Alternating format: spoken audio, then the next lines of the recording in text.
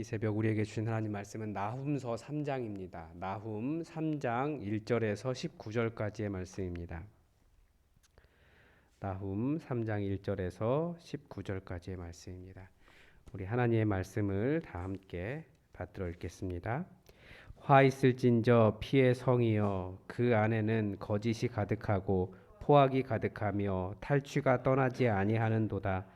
휙휙하는 채찍 소리, 윙윙하는 병거 소리, 뛰는 말, 달리는 병거, 충돌하는 기병, 번쩍이는 칼, 번개 같은 창, 죽임당한 자의 때, 죽음의 큰 무더기, 무수한 시체여, 사람이 그 시체에 걸려 넘어지니, 이는 마술에 능숙한 미모의 음녀가 많은 음행을 행합니다.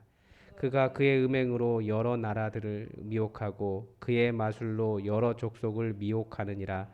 보라 내가 내게 말하노니 만군의 여호와의 말씀에 내 치마를 걷어 올려 내 얼굴에 이르게 하고 내 벌거벗은 것을 나라들에게 보이며 내 부끄러운 곳을 뭇 민족에게 보일 것이요 내가 또 가증하고 더러운 것들을 내 위에 던져 능욕하여 너를 구경거리가 되게 하리니 그때 너를 보는 자가 다 내게서 도망하며 이르기를 니느웨가 황폐하였도다 누가 그것을 위하여 왜곡함 내가 어디서 너를 위로할 자를 구하리요 하리라 내가 어찌 노아문보다 낫겠느냐 그는 강들 사이에 있으므로 물이 둘렀으니 바다가 성루가 되었고 바다가 방어벽이 되었으며 구스와 애굽은 그의 힘이 강하여 끝이 없었고 붓과 루빔이 그를 돕는 자가 되었으나 그가 포로가 되어 사로잡혀 갔고 그의 어린아이들은 길 모퉁이에 메어침을 당하여 부서졌으며 그의 존귀한 자들은 제비 뽑혀 나누었고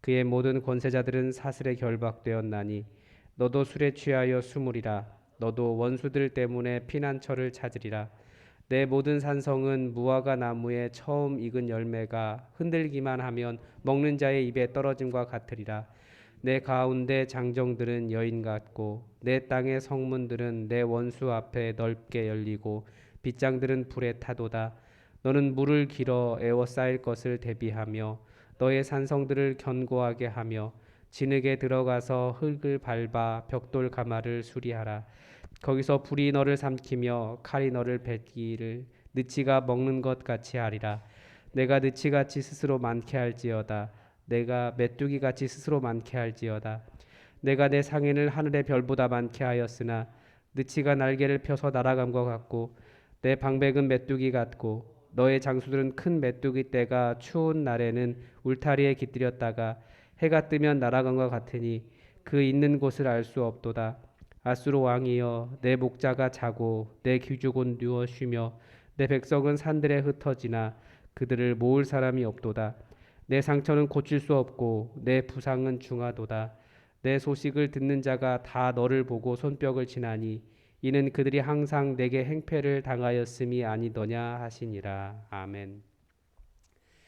예, 나훔서 전체 구조를 다시 살펴보면 1장은 아수르의 수도인 니느웨가 멸망을 당해야 하는 이유를 설명해 줍니다. 그들 가운데 악을 행하는 한 사람이 있었기 때문입니다. 하나님이 그 사람이 유다를 공격했기 때문입니다. 왜 일어나서 악을 꾀하느냐 그런 비판이죠. 2장은 니느웨를 파괴하는 전투의 어떤 시작과 그 과정을 보여주고 있습니다. 그리고 오늘 본문 3장은 이 니느웨 정복의 참상의 결과, 그 전쟁의 참상과 그 결과를 보여줍니다. 그리고 묵시이기 때문에 나훔이 환상, 그러니까 환상으로 본 장면, 묵시라고 말씀드렸습니다. 환상으로 본 장면을 묘사하고 이런 일이 일어나게 된 이유를 해석하는 하나님의 말씀으로 되어 있습니다. 우선 니느웨가 어떤 성읍인지를 1절에서 설명해 줍니다. 화 있을진저 피의 성이여 그 안에는 거짓이 가득하고 포악이 가득하며 탈취가 떠나지 아니하는도다.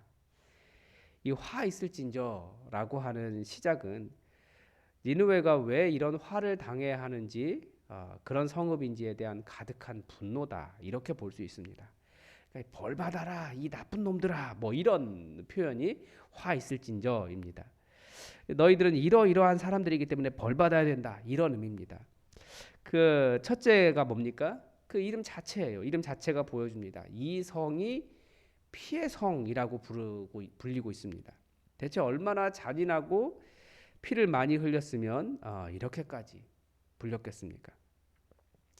여기에서 선지서 전반과 연결되는 하나님의 어떤 일관성과 연속성을 볼 수 있습니다.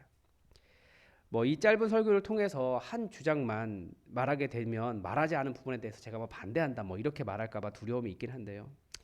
성경 오해하지 않았으면 좋겠습니다. 성경은 부자를 비난하지 않습니다.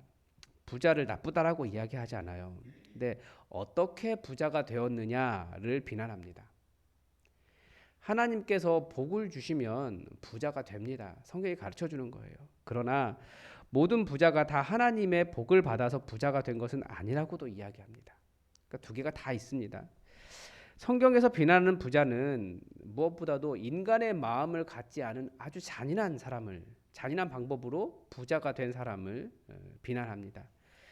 혹은 정의와 공의, 그러니까 함께 다른 사람 어떻게 사는지에 관심이 없이 나만 부자 된다라고 그렇게 부에 집착하는 사람을 비난합니다. 이런 부분에서 선지서 전체와 이 나움이 유다에 대한 어떤 비판, 선지적인 그런 예언 이것보다도 니느웨에 대한 이야기를 하기 때문에 어떤 선지서로 인정받지 못하고 공격받는다 뭐 그런 이야기를 드린 적이 있는데 그러나 선지서와 전체적인 연속성이 있는 겁니다. 피를 흘리고 줄 것 안 주고 나만 부자만 되면 된다는 생각으로 베풀거나 섬기는 것은 없으면서 하나님께 복 달라고 제사 열심히 드리는 부자, 이런 것들이 이제 선지서에서 욕하는 것 아닙니까?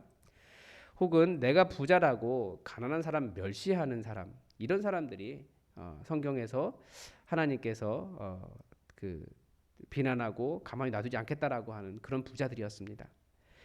하나님은 이런 부자들의 대적이 되신다는 것이 선지서의 큰 흐름 중에 하나입니다. 그래서 예수님은 우리가 부자 된 것이 너에게 내가 내 것 맡기니까 때를 따라서 다른 사람들을 잘 먹일 수 있는 좋은 청지기구나, 그런 의미로 부자가 되게 하셨다고 가르쳐 주셨습니다. 하나님은 자기 이익을 위해 다른 사람 피 흘리고 억울하게 하고 눈물 흘리게 하시는 것을 정말 싫어하십니다. 니느웨에서는 그런 사람들의 대적이 되시겠다까지 말하신 겁니다. 니느웨에 대한 설명으로 두 번째는 거짓이 가득하다입니다. 여러분, 거짓이 무엇인지 4절에서 설명을 합니다. 마술에 능한 미모의 음녀가 많은 음행을 함이라. 그가 그의 음행으로 여러 나라를 미혹하고 그의 마술로 여러 족속을 미혹하느니라. 이 미모의 음녀는 약간 중의적인 의미를 가지고 있습니다. 보통 이런 식의 미모의 음녀라는 표현은 뭐 실제 무당을 의미할 수 있습니다. 한번 생각해 보십시오. 지금으로부터 한 2600년 전쯤에 여자 무당, 그 모습을 생각하시면 됩니다. 뭐 가끔 우리나라 드라마에서 또 뭐 그런 식의 나오는 것 같아요. 뭐 가상의 인물이긴 하지만 뭐 신비한 하얀 옷 입은 신비한 성녀 같은 뭐 그런 모습이 등장하기도 하는데, 그런 모습일 수도 있고, 혹은 고대 그리스 로마시나 뭐 이런 데 보면 뭐 미의 여신일 수도 있고, 무녀이기 때문에 때로는 귀신 들린 모습일 수도 있습니다. 고대 중동 지역의 여자 사제는 농경 문화를 반영하고 있기 때문에 종교의식 자체가 실제 성관계였습니다.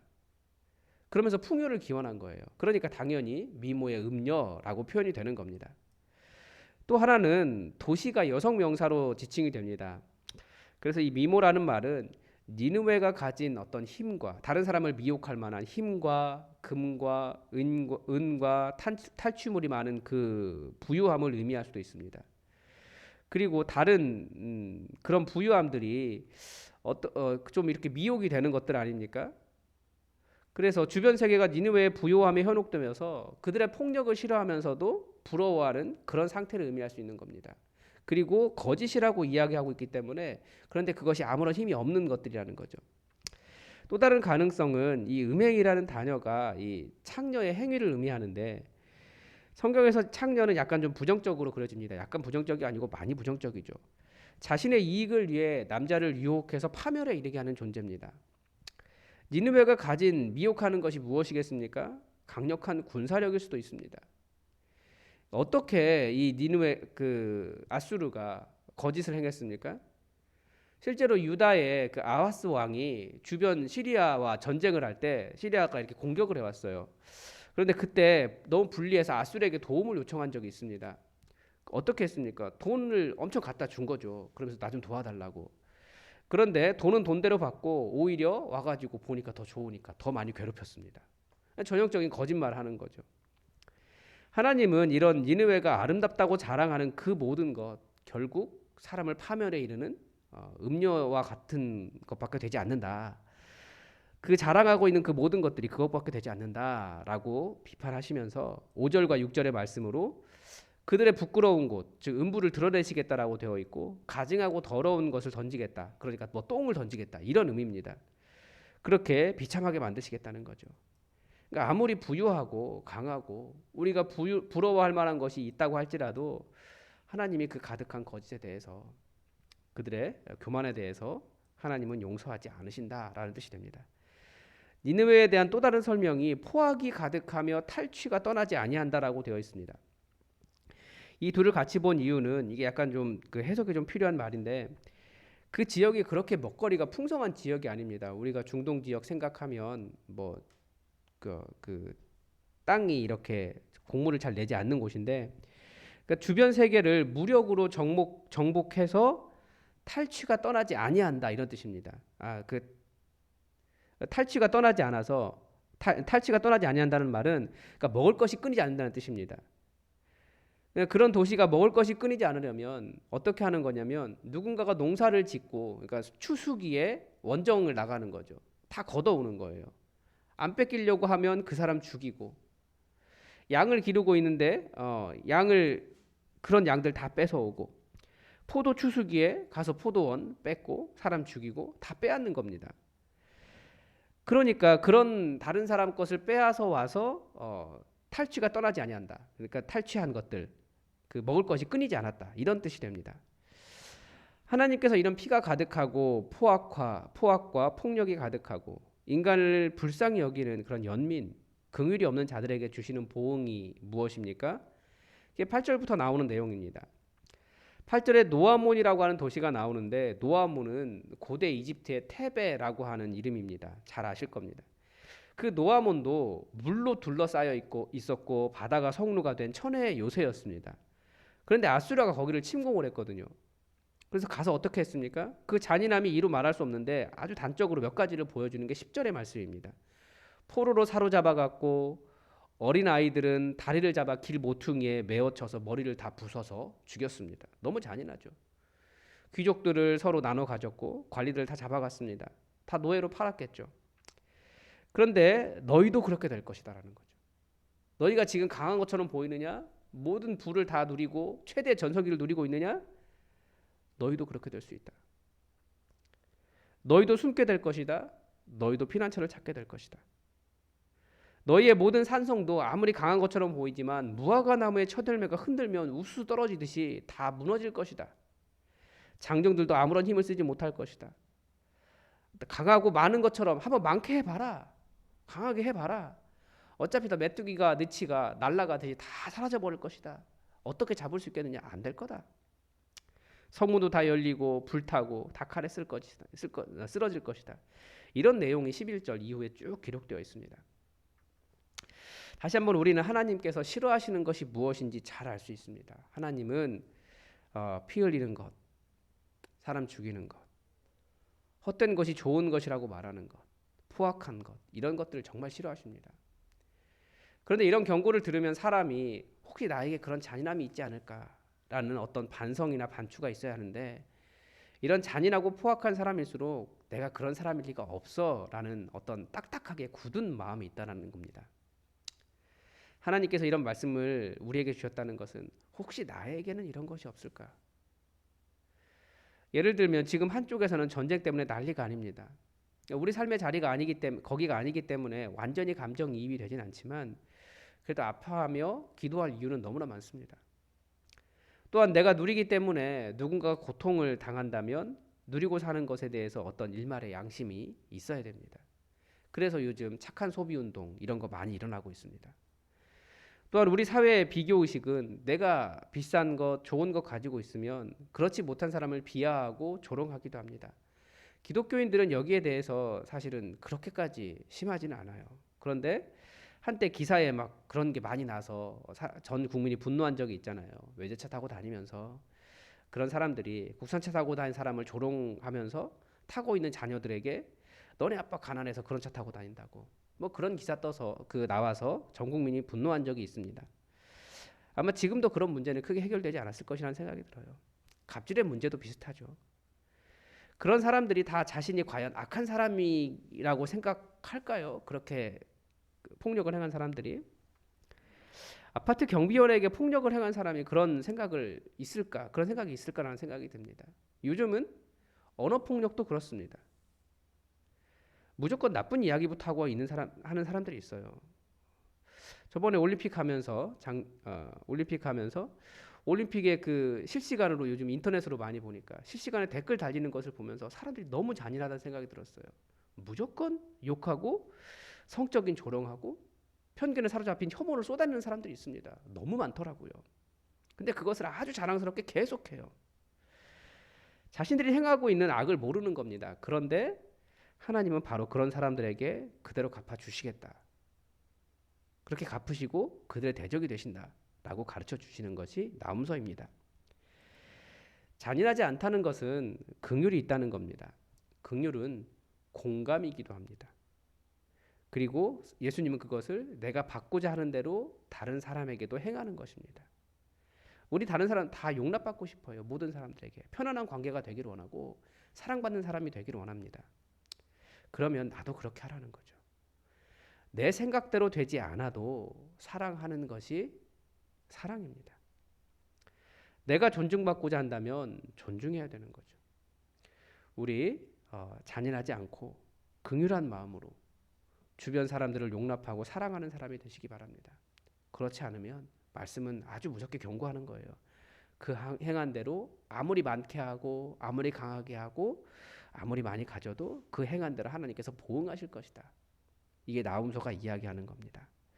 여러분 말씀의 경고를 잘 듣고 혹시 나에게 그런 니느웨를 닮은 모습이 있는가 한번 생각해 보시고 혹은 그런 일을 당하고 있다면 혹은 당하는 입장이라면 하나님을 의지하시기 바랍니다. 분명히 하나님이 누가 나의 대적이 된 것처럼 하나님이 또 그들의 대적이 되어 주신다라고 하는 것을 기억하면서 하나님 의지하고 하나님의 마음을 배우시기 바랍니다. 기도하겠습니다. 하나님 오늘 이스라엘과 관계없는 이야기를 하는 것 같지만 또 이스라엘을 구원하기 위해서 하나님께서 니느웨에 행하실 일들을 말씀을 통해서 보았습니다. 하나님 실제로 이 말씀대로 니느웨가 그렇게 순식간에 사라졌으며 그들이 강하고 많을지라도 정말 아무것도 아닌 것처럼 그렇게 사라졌으며 다른 사람에게 피난처를 찾아야 할 만큼 잔인하게 폭력적이었던 그 땅이 오히려 그들이 동일하게 역으로 당하는 일들을 말씀을 통해서 가르쳐 주셨습니다. 하나님 우리가 이 말씀의 경고를 들으면서 또 우리도 우리 자신을 돌아보게 하시고 내가 얼마나 큰 죄인이기에 예수님께서 십자가 지셨는지 잘 기억하게 하시며 주님 또 우리에게 그렇게 잔인한 사람들에 대해서 하나님 갚아주시고 또 우리를 자유케 하여 주시옵소서.